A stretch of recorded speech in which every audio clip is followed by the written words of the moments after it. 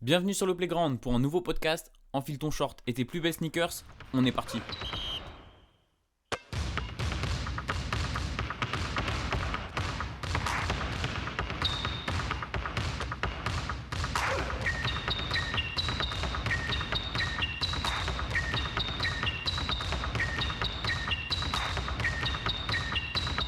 Bonjour à tous, bienvenue dans une nouvelle preview, la 11e de la saison, avant que la saison justement 2021-2022 ne reprenne. On s'approche à très grands pas puisque dans du coup 11e, il reste 4 jours si je ne dis pas de bêtises.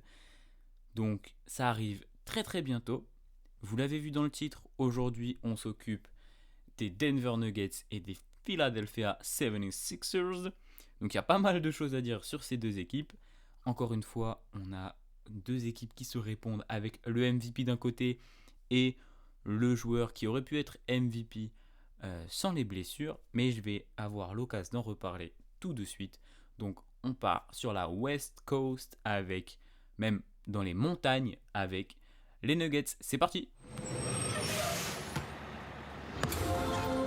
Come on, hop on.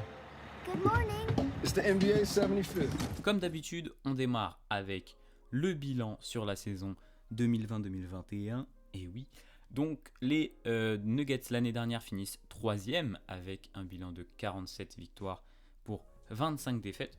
Très très propre, encore une saison parfaite qui pourtant commençait un peu tranquillement. On va dire que le retour de la bulle, tout ça, il fallait le temps que la machine se mette en place. Mais une fois que Nikola Jokic va prendre les choses en main, et ça va dérouler. On va aller tout droit direction le top 3. Et pourtant, c'était pas gagné. Mais on va y revenir tout de suite. Je le disais, Nikola Jokic, évidemment, clap. MVP de la saison 2020-2021. Je vous sors la ligne de stats parce qu'elle est juste incroyable. 26 points, 8 passes décisives, presque 11 rebonds avec 1,3 interceptions et un peu moins d'un bloc par match. Le tout à des pourcentages complètement ahurissants. Il est pas loin du 50-40-90. 56 au tir, 39 à 3 points et 87 au lancer franc. Donc vraiment une saison hyper propre, magnifique. Voilà, Nikola Jokic. En plus, super kiffant à regarder jouer. Donc parfait de ce côté-là. Avec lui, on a eu un MPJ, donc Michael Porter Jr., toujours plus chaud, qui est en train d'affoler les statistiques et surtout le scoring. Là, on a le KD du futur qui arrive. Très très bon aussi. Alors, surtout offensivement, même uniquement offensivement. C'est pas sa défense qui lui a permis de signer le contrat cet été. J'en reparlerai juste après. Après, défensivement, globalement, ils sont bons. Les Nuggets, 12e defensive rating. On est dans le top 15, c'est propre. Et offensivement, 7e avec la 27e pace. Ça, je trouve ça fou. T'es la 27e pace et t'es 7e offensive rating. C'est quand même... Ça montre le potentiel offensif de cette équipe. À côté d'eux, on a eu du Will Barton, qui a eu quelques petits soucis de blessure. Gary Harris, pareil, des soucis de blessure et qui a été tradé en milieu de saison donc à Orlando, j'ai eu l'occasion d'en parler, pour faire venir monsieur Aaron Gordon. Magnifique arrivée au poste 4, hyper défensif, hyper athlétique, qui apporte ce punch un peu à cette équipe qui... voilà, j'aime beaucoup Nikola Jokic, mais on n'est pas sur le pivot le plus athlétique et le plus punchy de la ligue. Donc à côté de lui, Aaron Gordon, c'est pratiquement parfait. En plus, il défend super bien.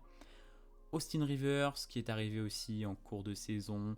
Facundo Campazzo, qui lui a fait toute la régulière en sortie de banc pratiquement. Et j'en reparlerai un peu en playoff. Paul Millsap, Javal McGee, qui est arrivé pareil en cours de saison. Ça a fait le taf. Le rookie, RJ Hampton, qui on pensait faisait partie un peu du projet pour l'avenir. Finalement non, direction Orlando. Mais comme je vous l'ai déjà dit, l'arrivée de Gordon, c'est un tel plaisir que ils ont pu se permettre d'envoyer tout ça. Voilà, donc un très très beau collectif. offensivement magnifique, une attaque qui tourne du feu de Dieu, et avec le move qu'il a fallu, on va dire, pas à l'intersaison du tout, à la trade deadline, pour récupérer Aaron Gordon, très propre. Un petit mot aussi sur Bol Bol, la licorne par excellence, qui n'a pas énormément joué, mais c'est toujours un plaisir de le voir sur le terrain. Et non, je n'ai pas oublié, mais bien sûr, le 12 avril 2021, eh bien, la blessure de Jamal Murray, donc horrible. C'est quoi, bah du coup, le genou, ligament croisé, voilà, on la connaît. Je me suis fait les croisés, donc horrible pour les fans des Nuggets. Avant ça, il avait quand même joué 48 matchs, mais je crois que pareil, lui, il a eu du mal un peu à démarrer, pas toujours été parfait. Après, sa ligne de stats, elle parle pour lui, 21 points, 5 passes, 4 rebonds et des pourcentages très corrects. Donc pareil, lui, il est presque aussi en 50-40-90. Malheureusement, cette blessure qui vient mettre un gros coup dans le moral de l'équipe, évidemment. Mais comme je vous l'ai dit, Jokic, ça ne l'a pas arrêté. Et ça l'a même permis, ça lui a même permis, on va dire, de gratter, je pense, quelques voix en plus pour le MVP. Alors moi, clairement, il avait mon vote, hein, largement devant Joel Embiid. On en reparlera juste après. Car même si tu es troisième de ta conférence, tu as un très très bon bilan comptable. Et puis avec quand même une vingtaine de matchs manqués par Jamal Murray, Jokic a porté l'équipe sur ses épaules. Il a emmené tout le monde super propre avec du triple-double à l'appel. Enfin voilà, une magnifique saison de la part des Nuggets avec un très gros point noir sur Jamal Murray. Malheureusement, c'est pas de sa faute. Donc on arrive en playoff avec l'avantage du terrain. Super, premier tour de folie face aux Blazers. Voilà, merci Terry Stotts, j'ai envie de dire, même si c'était assez compliqué. De mémoire, je voyais moi les Blazers passer, parce que je pensais que la blessure de Jamal Murray allait vraiment impacter les Nuggets, mais c'était sans compter sur le Austin Rivers Game et la rage de fou de Facundo Campazzo qui ont régalé face à Lillard et McCollum. On en a parlé avec Mathieu sur la preview concernant les Blazers. Une énorme faute de la part de Portland et les Nuggets qui passent, meilleur collectif, meilleur coaching, voilà, avec un vrai franchise player, enfin quoique le pauvre Lillard, j'ose dire ça alors que Lillard a tout donné de son côté, mais voilà, Nikola Jokic était mieux entouré. Et enfin, pour finir du coup les playoffs, malheureusement finir, un peu, pas très très belle cette sortie de playoff, puisque un sweep face à des Suns qui étaient en mode rouleau compresseur, ça se comprend, la fatigue côté Denver, surtout pour Jokic, j'en ai parlé, pas de Jamal Murray à mettre en face du backcourt des Suns, qui est quand même aussi très très impressionnant. Donc les Suns trop forts, des Nuggets sur les jantes, malheureusement pour eux. Donc ça finit par un sweep après une très belle saison. Donc il fallait remédier un peu à cette équipe pour être sûr d'être à nouveau compétitif en 2022. C'est ce qui a plus ou moins été fait lors de l'intersaison. On en parle tout de suite et on démarre donc avec le choix de draft numéro 26 de Denver, Nahshon Bones Island. Donc Bones parce que 1m90, 78 kg, 80 kg, on est vraiment sur un profil squelette, un arrière, fort shooter, fort scoreur, qui s'est pas mal montré durant la Summer League et la pré-saison. Là, donc, c'est pas trop dans l'idée de développer les rookies côté Nuggets, mais il pourra avoir son importance, il pourra jouer quelques minutes en sortie de banc et venir un peu enflammer justement le banc adverse, donc c'est plutôt cool.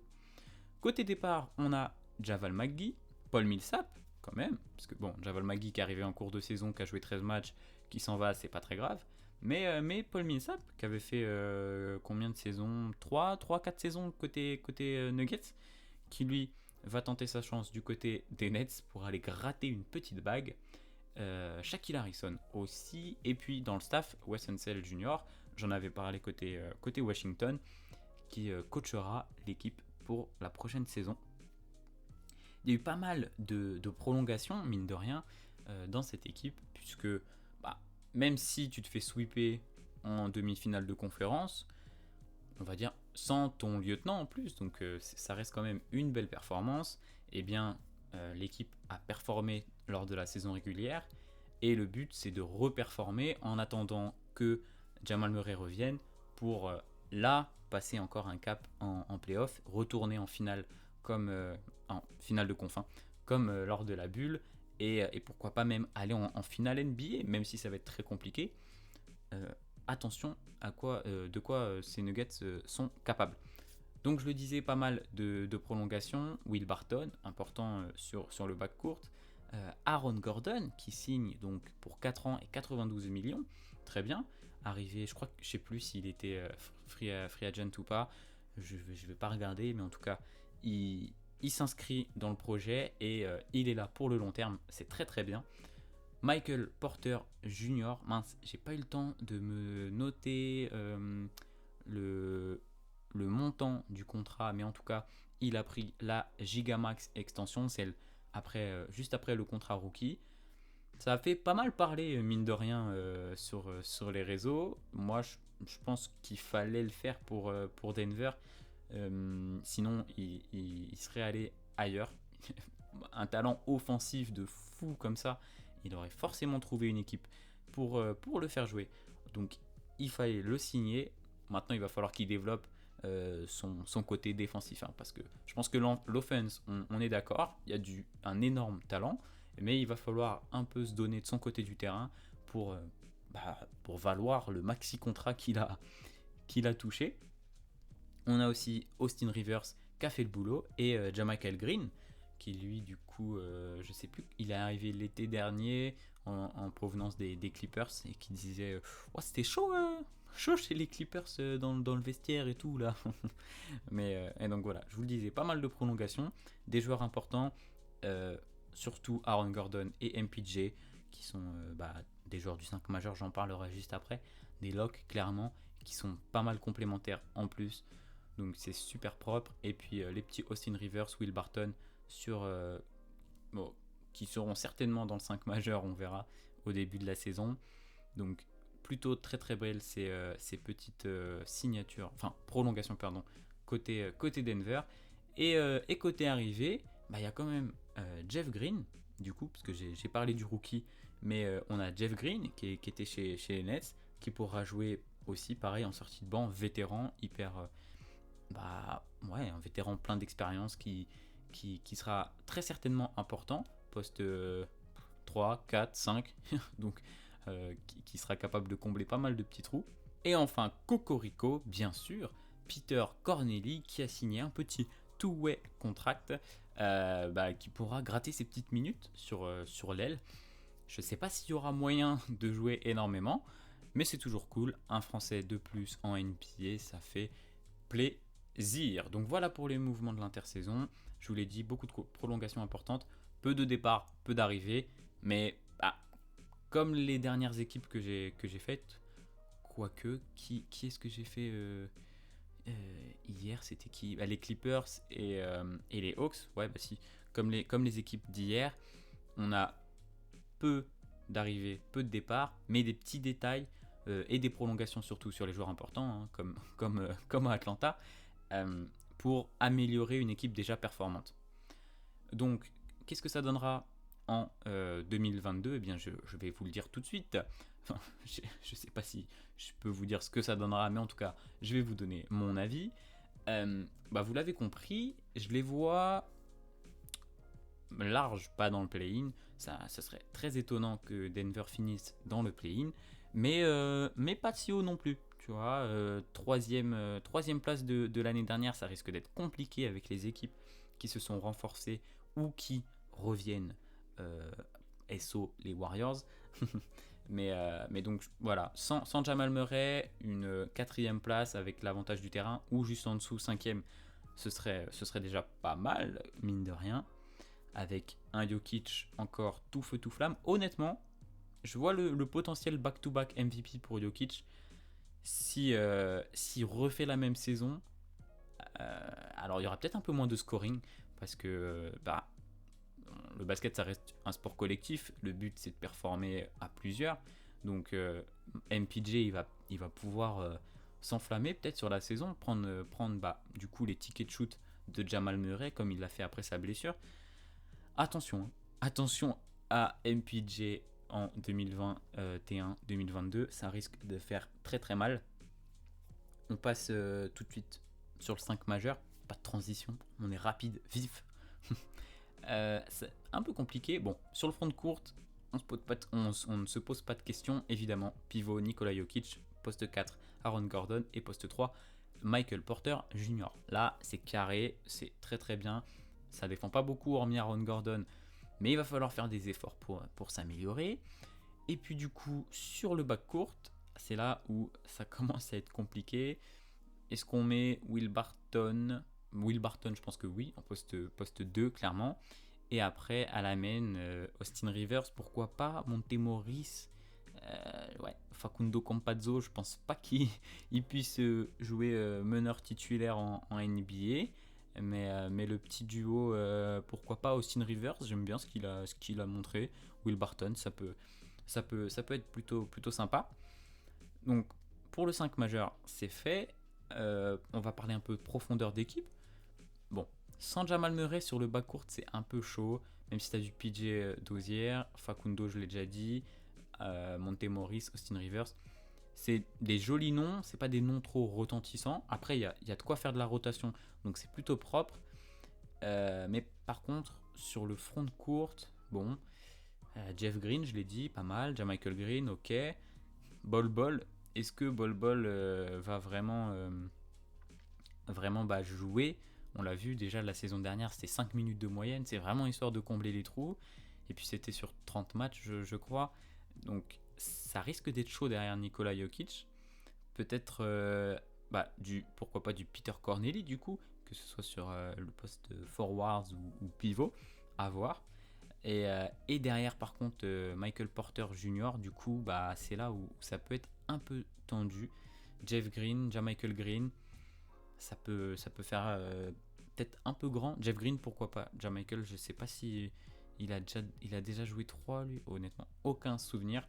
Bon, en tout cas les rotations sur le front de courte elles peuvent être un peu tendues. Comme les autres équipes, on voit ce que ça donne sur le début de la saison et on fait quelques petits ajustements comme ils ont très bien su le faire l'année dernière lors de la trade deadline. Un petit trade et ça peut tout changer, on le sait, donc attention. Mais le plus important, ce sera de tenir le cap sans Jamal Murray pour son retour en playoff. Je sais plus si j'ai vu potentiel arriver, même blessure que Kawhi, arriver un peu plus tôt. On comptable sur si tout va bien, mars, avril. Et puis en attendant, on part sur un Nikola Jokic en mode MVP pour tenir la baraque. Un MPJ qui step up très très fort, il va falloir. Aussi bien, offensivement, on sait qu'il y a peu de risques qu'il ne step up pas. Mais par contre, défensivement, ce serait bien que cette équipe elle se donne un peu. On sait que Denver, c'est pas trop leur fort. Ça peut le faire. Mais il va falloir quand même se donner en défense. Voilà, je pense que j'ai fait le tour. Pas énormément de choses à dire côté Nuggets. Je suis pas un pro de Denver.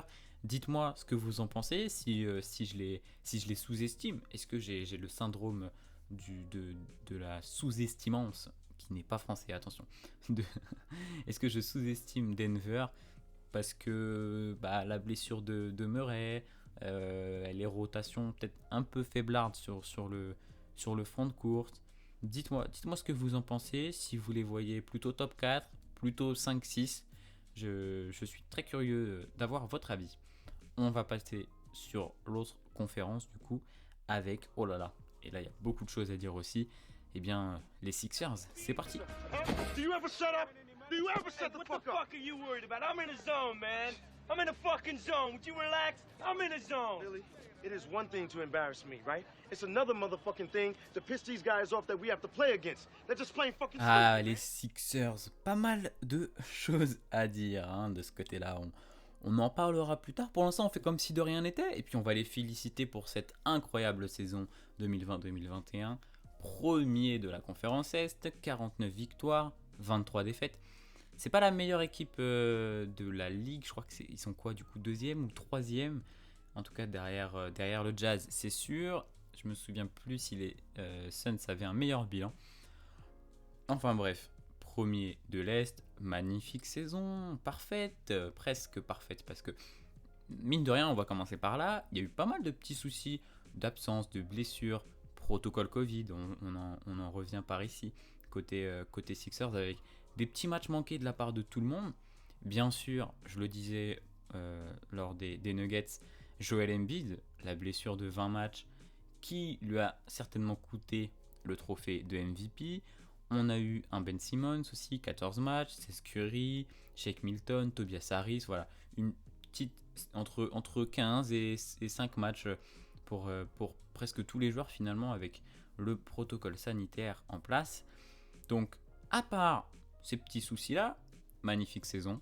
Je le disais, Joel Embiid en taille MVP avec des statistiques absolument folles, 28 points, 10,5 passes, presque, non, 10,5 rebonds, qu'est-ce que je raconte, presque 3 passes, hyper dominant, qui a défoncé tout le monde. À chaque fois que les Sixers jouaient à la maison, c'était une boucherie. Et d'ailleurs, je vais regarder si j'ai le détail.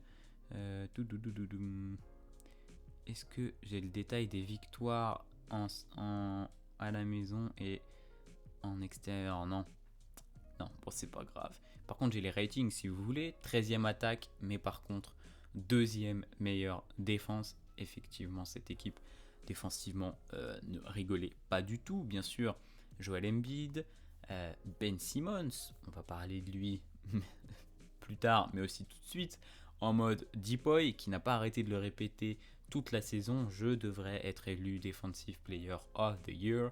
Ce ne fut pas le cas, mais par contre, hyper bon défensivement, on le sait, capable de défendre sur tout le monde, hyper athlétique, les grands, les petits, les gens costauds, ça tient. Et puis en attaque, touche à tout, on le sait, une quinzaine de points, 7 passes, 7 rebonds, voilà. Alors, avec des pourcentages un peu crado, c'est Ben Simmons, mais bon, on va pas lui en tenir rigueur, hein.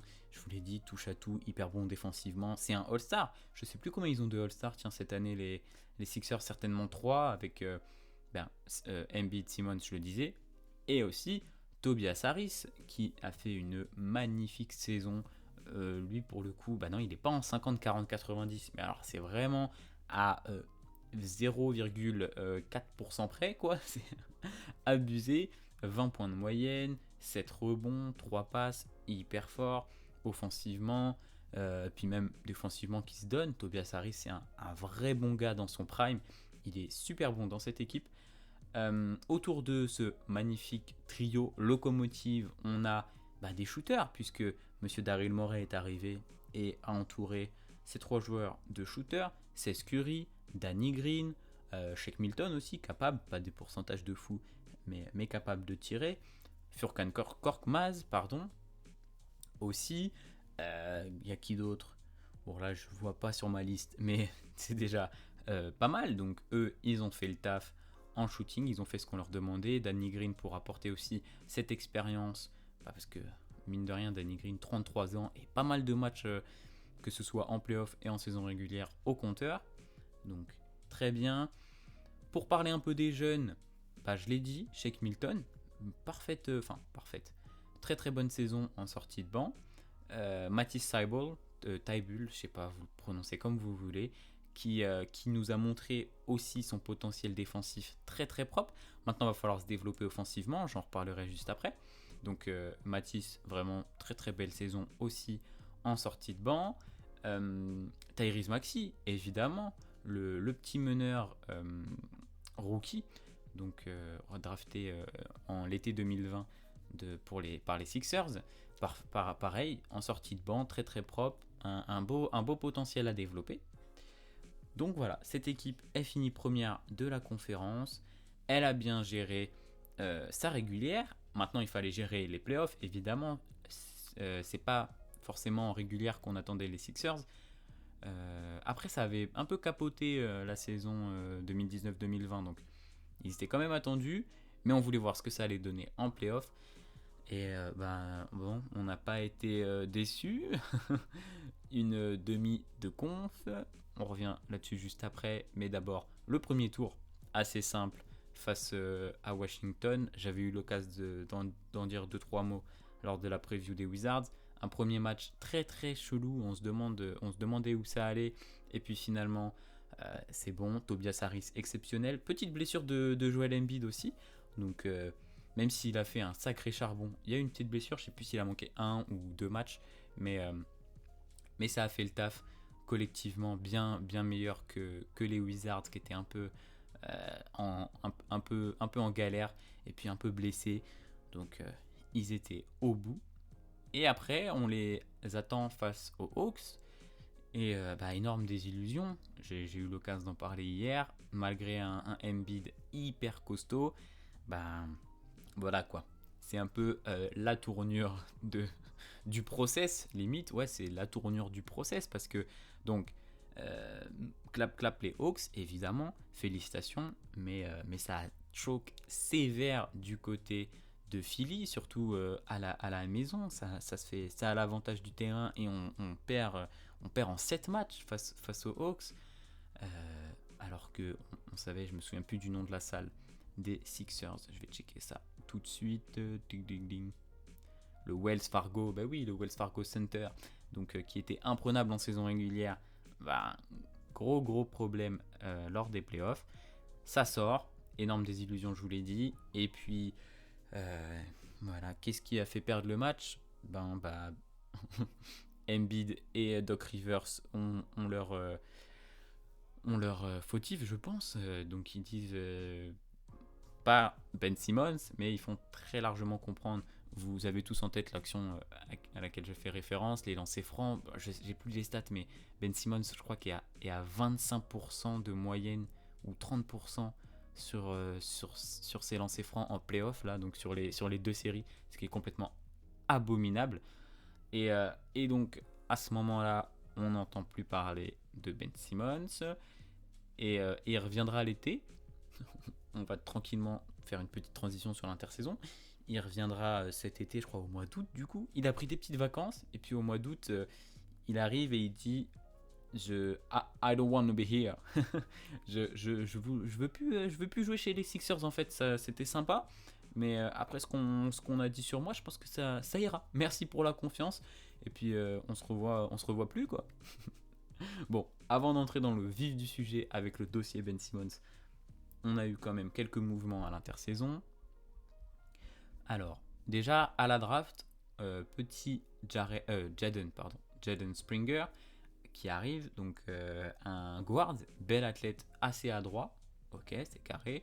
On sait que c'est pas le genre d'équipe où les rookies auront un énorme temps de jeu, quoique, on verra comment il se développe.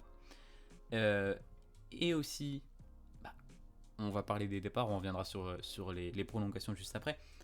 George Hill, j'en ai même pas parlé sur la saison régulière. Le projet, je ne sais plus combien il a joué de matchs, mais très peu, ça a capoté. Dwight Howard lui a pas mal joué, mais il a fait quelques stats, mais c'est pareil, ça n'a pas collé entre le pivot et les Sixers. Donc il est reparti du côté de Los Angeles, préfère le soleil californien visiblement. Donc c'est tout, côté départ. En attendant, peut-être un certain meneur australien, on verra. et du coup, je parlais des prolongations. Furkan Korkmaz et Danny Green remplis pour 3 et 2 ans. Évidemment, on continue. Il fallait garder les shooters, c'était important. Ils sont gardés. Et bien sûr, Monsieur Joel Embiid qui prend la giga prolongation. Je me suis pas noté les chiffres, mais en tout cas, Daryl Morey, il veut continuer avec Joel Embiid. Voilà. J'en parlais avec MPJ juste avant. J'ai eu l'occasion de le dire aussi hier sur Kawhi Leonard, sur d'autres joueurs. Hein. Tu as Joel Embiid dans ton équipe, tu le signes, tu le prolonges, il n'y a pas de galère. Il continue avec les Sixers, ce qui est finalement très logique. Mais le gros bordel de l'été est venu autour de Ben Simmons. Je l'ai abordé. Ça a été la véritable série, disant qu'il ne veut plus rejouer pour les Sixers, il ne veut plus porter ce maillot. On a eu quelques updates, j'en parlerai juste après sur la projection de la saison. Mais du coup, on a eu beaucoup de rumeurs, les Wolves, les Kings, les Warriors, tout le monde y est passé sur les rumeurs concernant Ben Simmons. Mais avec la cote, entre guillemets, on sait ce qu'il vaut Ben Simmons, mais sa cote a pas mal chuté avec ses derniers playoffs, avec cette mentalité aussi. Ça fait penser bien sûr à James Harden qui, lors du début de saison dernière, est arrivé, a dit ouais non, je veux quitter les Rockets, tradez-moi. Lui il a joué, on verra, puisque on va l'aborder tout de suite. Déjà, 4 ans de contrat pour 140 millions, le contrat de Ben Simmons, donc c'est pas facile à trader. Mais en plus, je le disais, une cote assez basse, il faut peut-être le faire jouer un peu. Et c'est peut-être ce qu'on va voir. J'ai très très peu d'espoir de revoir Ben Simmons dans ce roster. Mais il est rentré, donc il était à Los Angeles, il est rentré à Philadelphie dans la semaine. Et il serait éligible à jouer ce soir face à je ne sais plus qui pour la dernière soirée de pré-saison. On ne le verra pas, bien sûr. Mais il est revenu du côté de Philadelphie. Et pour l'instant, on est un peu au point mort. Est-ce qu'il y a des discussions qui sont entamées? Est-ce que ça s'excuse? Bon, ça a déjà eu l'occasion de s'excuser côté Doc Rivers et Joel Embiid en mode non, mais c'est le joueur qu'il nous faut. C'est un meneur avec qui on peut gagner des titres, hein. Aurait pu dire Doc Rivers. Ça s'est un peu excusé, c'est un peu revenu sur ses propos, machin, bidule. Forcément, faut le faire revenir. Même si l'équipe est très très belle pour la saison prochaine, sans Ben Simmons et en plus avoir les contreparties qu'il y aura sur un potentiel trade, l'équipe est très jolie comme ça. Bien sûr, quand tu perds Ben Simmons, ça fait toujours chier. Surtout que c'est un gars qui est là depuis longtemps. Évidemment, on sait qu'il a été drafté là-bas. C'est chiant de voir un joueur dans cette situation-là. Donc on va partir sur la projection de la saison. Pas facile d'évaluer la prochaine saison des Sixers. Je les mets quand même hors du play-in, puisqu'on parle d'une équipe qui a Tobias Harris et Joel Embiid, ce qui est très très propre, avec Danny Green et Seth Curry. Voilà pour faire le 5 majeur. Quid de Ben Simmons, qui sera le meneur de cette équipe? Seth Curry, c'est pas un meneur. Shake Milton, pourquoi pas? Tu balances Tyrese Maxey, allez c'est parti, en mode sophomore, let's go, on te donne ta chance.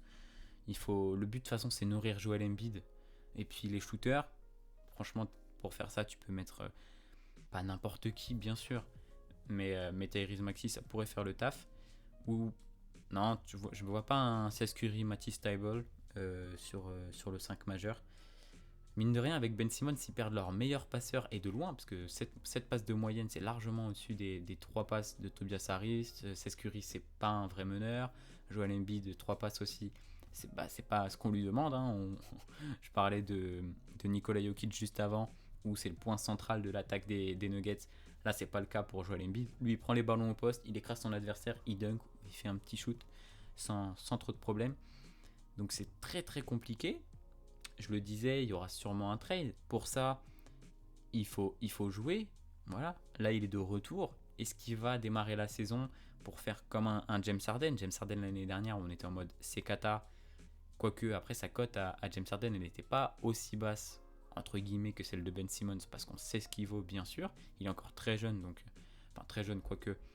Il approche quoi, les 25 ans, Ben Simmons? Ouais, 25 ans, donc il y a encore largement du développement. Il est pas encore dans son prime, mais on va pas tarder à y arriver, mine de rien.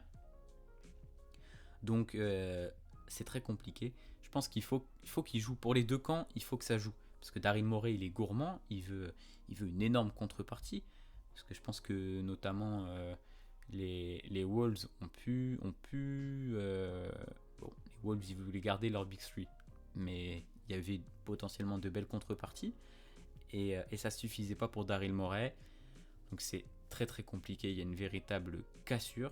Et je pense que la solution pour les deux camps, c'est un trade. Après, à voir avec qui. Là pour l'instant, j'avoue que j'ai pas trop d'idées de ce qui pourrait se passer. Faites en sorte que ça se rabiboche un tout petit peu, histoire que Ben Simmons veuille jouer, qui montre un peu son potentiel, qu'on le revoit un peu sur le terrain. C'est bien, on a vu des vidéos de lui qui shootait des 3 points cet été, mais on sait ce que ça veut dire. Enfin, on sait que ça veut rien dire justement. Et voilà, c'est très très compliqué la situation entre Ben Simmons et les Clippers. J'ai pas trop envie d'étendre non plus le sujet pour répéter ce qui a été dit un peu partout. Malgré tout, cette équipe a du potentiel. Embiid peut, tout comme Jokic, Embiid peut aller chercher le MVP cette année. Hein. Surtout, Ben Simmons, c'est pas un gros mangeur de ballon dans le sens où il va pas scorer énormément. Par contre, il était très bien pour lui donner le ballon. Là, il peut nous faire une très grosse saison à base de 30 points par match, 12 rebonds comme il sait le faire. Si les Sixers sont bien classés comme l'année dernière, ça va être très très très très compliqué avec la concurrence. Mais il pourrait être potentiellement élu MVP. Et attendez, parce que en fait, je suis très vite parti sur le dossier Ben Simmons, mais j'ai même pas parlé des arrivées. Il n'y en a pas énormément. André Drummond, choix assez chelou quand on connaît un peu le passif avec Joel Embiid. Ça reste un beau backup, même si côté Lakers ça a été très compliqué. Et puis aussi on a George Niang, lui qui était du coup à Utah, pas mal aussi en sortie de banc. C'est plutôt cool. Donc voilà, pour les arrivées, en fait comme les autres équipes qui ont bien marché la saison dernière, il y a très peu d'arrivées et de départs. On re-signe les joueurs importants, on tège les joueurs qu'on n'a pas utilisés ou qui n'ont pas collé à la franchise tout simplement, au jeu, bref, tout ça. Et puis on prend 2-3 petites arrivées importantes qui peuvent faire step up l'équipe. Le gros problème, c'est un joueur qui prend 140 millions sur 4 ans. Donc c'est quoi, c'est 37 la saison je crois, Ben Simmons. Donc qui prend 37 millions la saison, qui ne veut plus jouer et qu'il faut trader. Et qui est le deuxième meilleur joueur de ta franchise. Il est là le gros problème. Et Daryl Morey, il avait raison de... Enfin, plus le temps avance et moins il aura eu raison. Mais il a eu raison de conserver Ben Simmons, de faire des petits changements. Et voilà, on voit ce que ça donne. Maintenant, il faut que Ben Simmons ait envie de jouer un peu, histoire de remontrer qu'il est capable, de remontrer que mentalement ça va, tranquille. Allez, rejoue un peu au basket, montre de quoi tu es capable. Mais par contre, dis que tu veux vraiment partir. Il y aura certainement des franchises qui le voudront vraiment avant la deadline, parce que s'il faut attendre la deadline ou s'il faut faire une saison blanche, ça peut pas continuer comme ça en fait. On sait que les stars ont le pouvoir. Maintenant, Daryl Morey, il va falloir lâcher Ben Simmons. Donc j'ai fait le tour sur les Sixers. Pas un grand spécialiste de cette franchise, mais très très compliqué là. Même si la saison s'annonce bonne, le dossier Ben Simmons, faudrait pas que ça la gâche quoi. Voir les contreparties qu'il y aura. Je pense que 6ème c'est le plancher, et puis après, comme les Hawks, après on peut toucher le top 4, top 3, pourquoi pas si la contrepartie pour Ben Simmons est très bonne. En tout cas, dites-moi ce que vous pensez de ces deux équipes, Nuggets d'un côté, Sixers de l'autre, ce que vous pensez du bourbier autour de Ben Simmons. Et ouais, dites-moi, faites-moi des pronos un peu. Où est-ce qu'il va démarrer sa saison? Est-ce qu'il démarre aux Sixers? Est-ce qu'il démarre pas du tout? Est-ce qu'il est tradé voilà, juste avant la soirée d'ouverture? J'étais en galère un peu ce soir sur le débit de parole. Enfin bref, je vous souhaite une très bonne soirée. Venez discuter sur les réseaux sociaux comme d'habitude. Dites-moi ce que vous pensez des deux équipes que j'ai fait aujourd'hui. Et puis on se retrouve demain avec une nouvelle preview et 2 nouvelles équipes. Salut!